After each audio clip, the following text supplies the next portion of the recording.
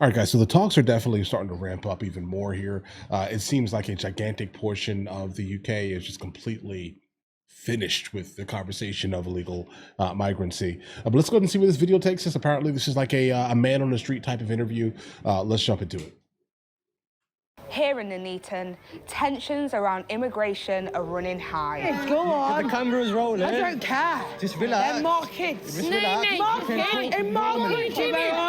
That's the issue we have with using in our country. I'm used to this conflict. No, but that's mine. no one should be used to that. No. This is just one small market town that's been thrust into the national spotlight as immigration becomes the flashpoint for public protest. Here, asylum seekers aren't living in hotels, but amongst the community. And I've spoken to some of them, living right next door to locals. I had to come here illegally. I had to. I had no other choice. And You had to. You had to enter into the country illegally. You had to. Okay. I've spoken to a former asylum seeker who is now asking the Home Office to deport him.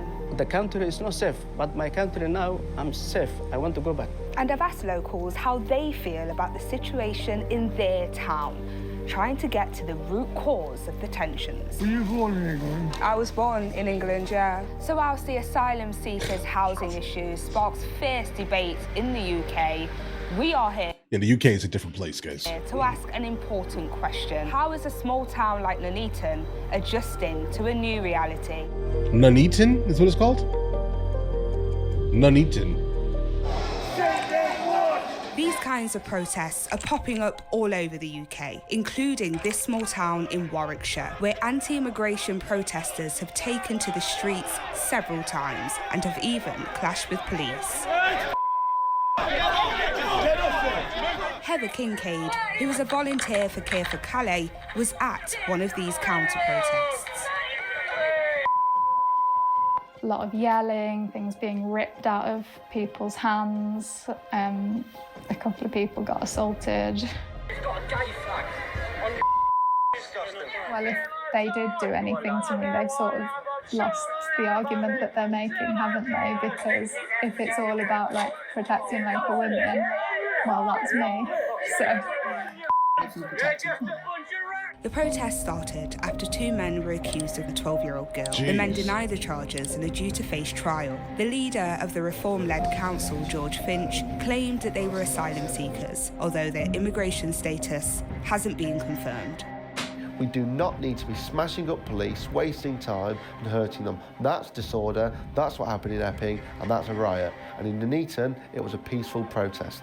The issue of asylum seekers and immigration runs deeper than an isolated protest. It's a matter of space, resources, and the delicate balance of coexisting with the local community. I don't think I'd want to live next door to, not being funny, not being racist at all, an asylum seeker, knowing what's been going on the news. I'd rather be putting a hotel out the way, do you know what I mean?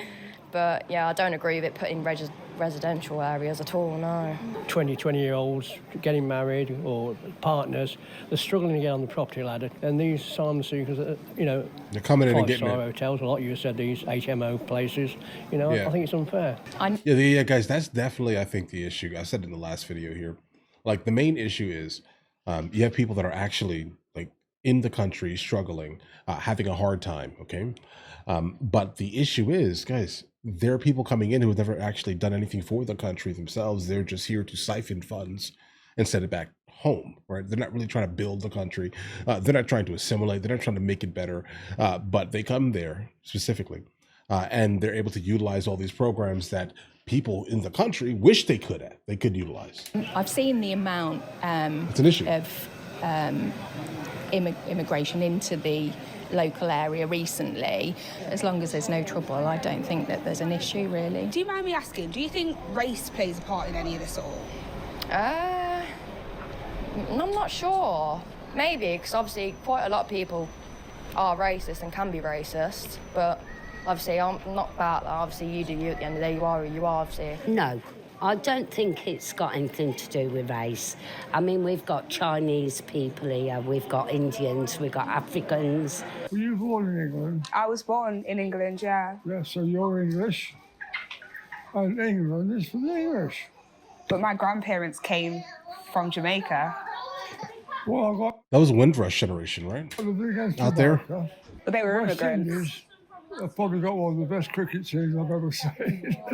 It was during an interview with Zaheen, a local businessman, that things took a turn. And how old are you? 32. 32. Yeah. Yeah, no, we should...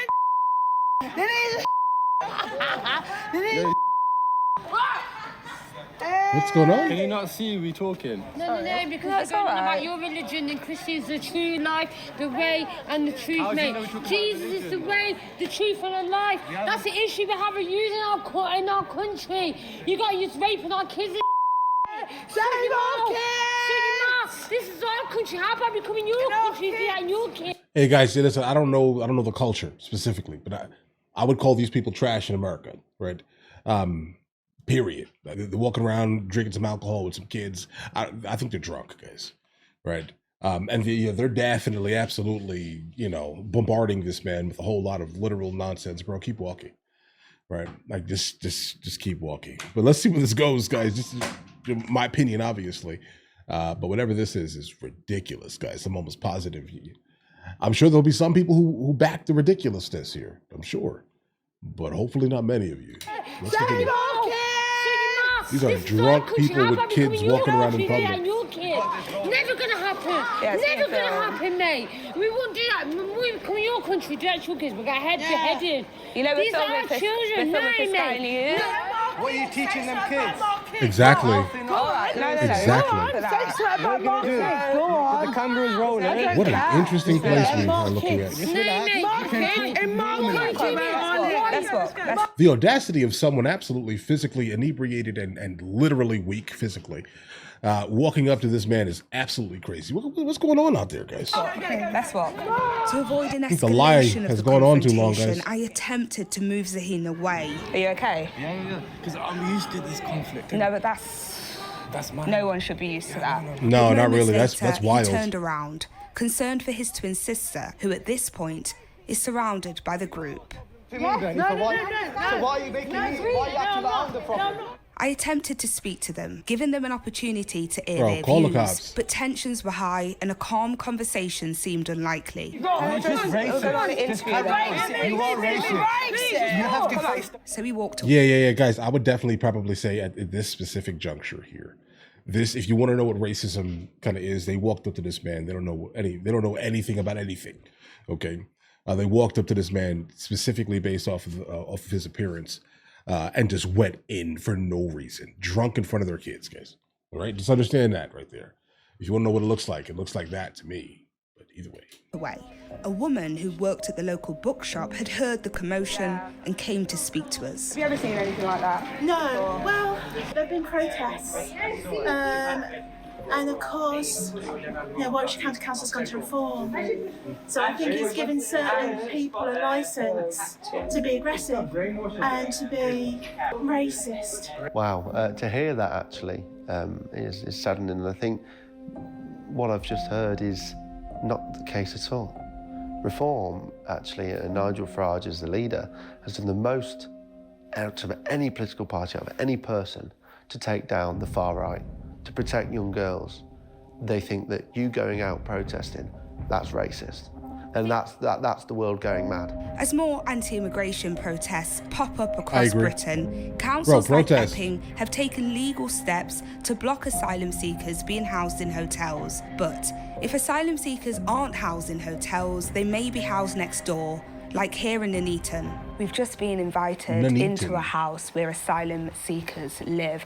This used to be a 3-bed house on a terrace road. It's now a house that sleeps 8 people. As soon as you walk into the kitchen, there are so many signs saying, keep the area clear, reminding people to empty the bins. The kitchen area. Bro, why are there clothes in the sink? Is the main communal area. This is where 8 men will sit to have their breakfast, lunch, and dinner. I spoke to one of the residents here here, Javid. We're not using his real name as he asked to stay anonymous. Okay. Javid does not want to be on camera, but he has agreed to show us his room. Hi, Javid. I'm just going to take a look around your room. So this is the space that Javid currently lives in. He's behind the door, as I said. He doesn't want to go on camera, but you can see there's not much in it. It is spacious. There's a single bed. Javid told me earlier as well that he does Bible studies. I can see he has his Bible and his Bible studies notes here. He's from Iran and could only speak Farsi. We used a translation app to speak to him and then had a translator review what he told us. Tell me why you left Iran. I left Iran because I changed my religion and became a Christian. When I went to the house church, I realized they had arrested the worshippers. I got scared and turned around. The next day, they attacked our house and I wasn't there. I was out of town. Did you come here on a small boat? And if so, what was that journey like? I didn't know how to swim, and I was very scared. But they forced me to get on the boat. I had to come here illegally. I had to. I had no other choice. Asylum seekers here. Yeah, guys, I think in the United States of America, that specific case right here that we're encountering would probably qualify for asylum. Like, they would not be sent back to their country because of it, because this sounds like a legitimate asylum claim.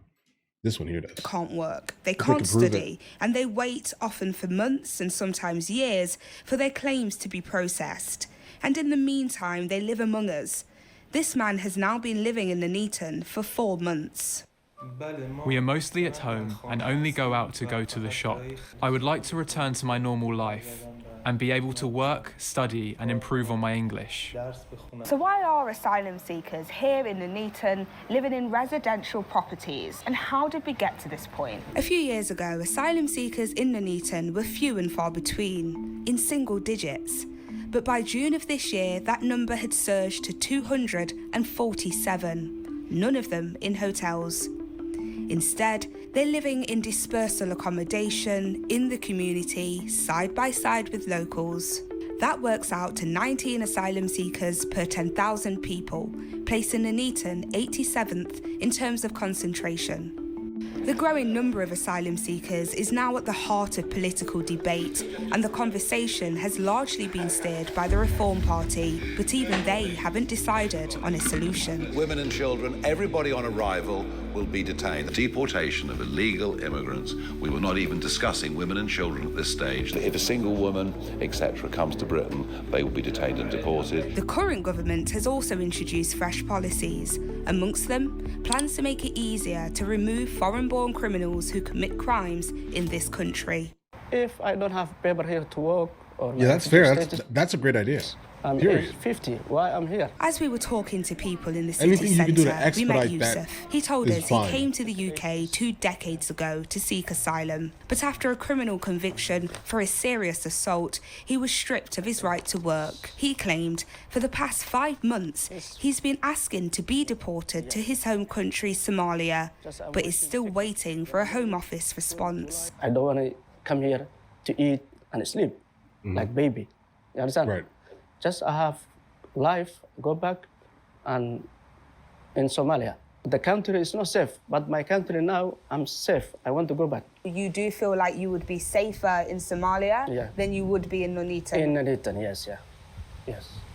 Yeah. I think people might be surprised to hear that, Yusuf. Not surprised. I live here because when I saw the face, they change.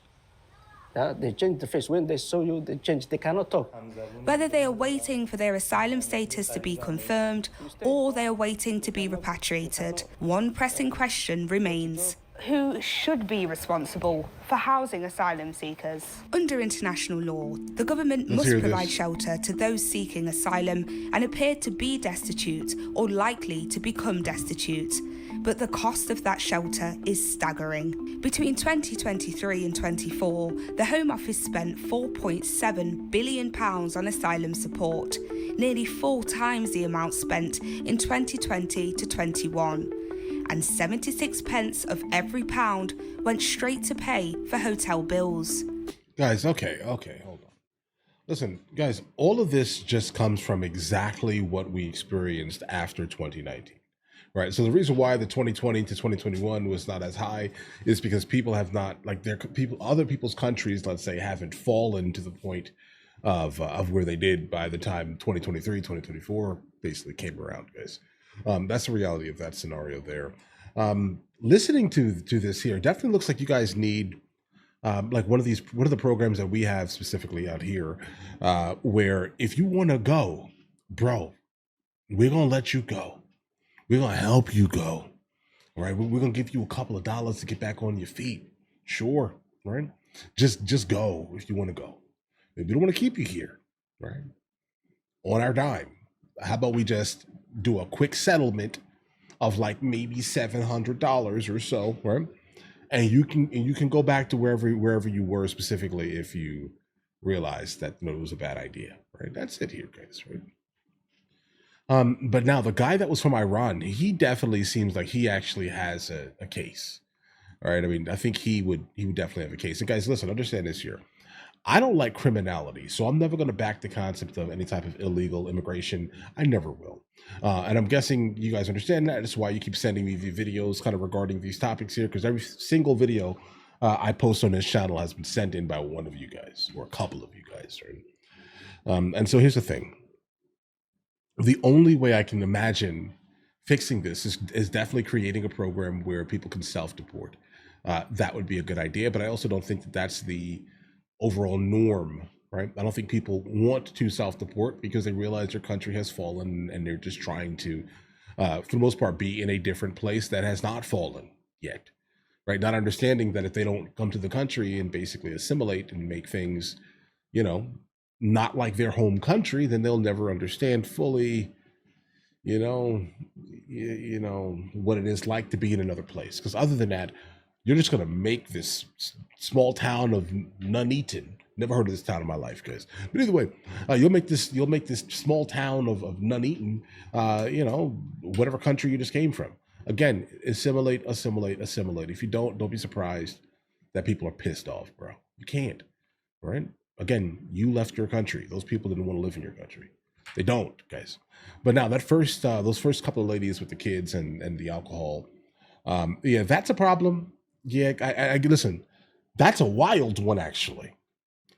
Okay, like I don't even think people in America would do something like that, and that's wild to even imagine because we're wild. Okay, we are wild and wicked with our mouths, guys. Right?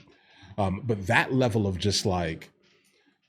I saw something on the news because if you listen to what she said, she said she saw something on the news and then kind of like immediately, attacked the first guy who looked like the guy on the news. So if we're confused if that was racist or not, then yes, that was racist, guys. That was pretty much the definition of what that is, right? You specifically targeted that man exclusively off of the, the color of his skin and his perceived culture. That's what you did. Right? Not understanding that he owns business. I don't know what the rules around owning businesses in the UK are, but you're pretty much a citizen if you own a business in America, guys. You are a citizen. So there's no argument here. I wonder if it's the same exact thing. So it does look like she just walked up to someone on the street who she perceived was an outsider, but when in fact he was a business owner in the town while she was basically most likely an employee drunk on a day off with a whole bunch of kids. Okay, so, I mean, if you get my drift here, all right, it looks like he's most likely a more productive member of society than she is, and she ever will be, truth be told. All right, listen, guys, I've never been against the concept of immigration. I've immigrated into two places. Costa del Sol, in Malaga specifically, okay? I've also immigrated into South Korea. Do it legally, but all right. Listen, you guys all have an absolutely amazing. Oh, wait. And I've also immigrated my wife and my son from Spain to the United States of America. Okay, so like understand what I'm trying to say here. I have no problem with the concept of immigration. I have the problem with illegality in any form. Okay, personally. But all right, listen, you guys all have an absolutely amazing day. Enjoy your day thoroughly. If you guys are new here, please like and subscribe. And in the meantime, we'll catch you guys later.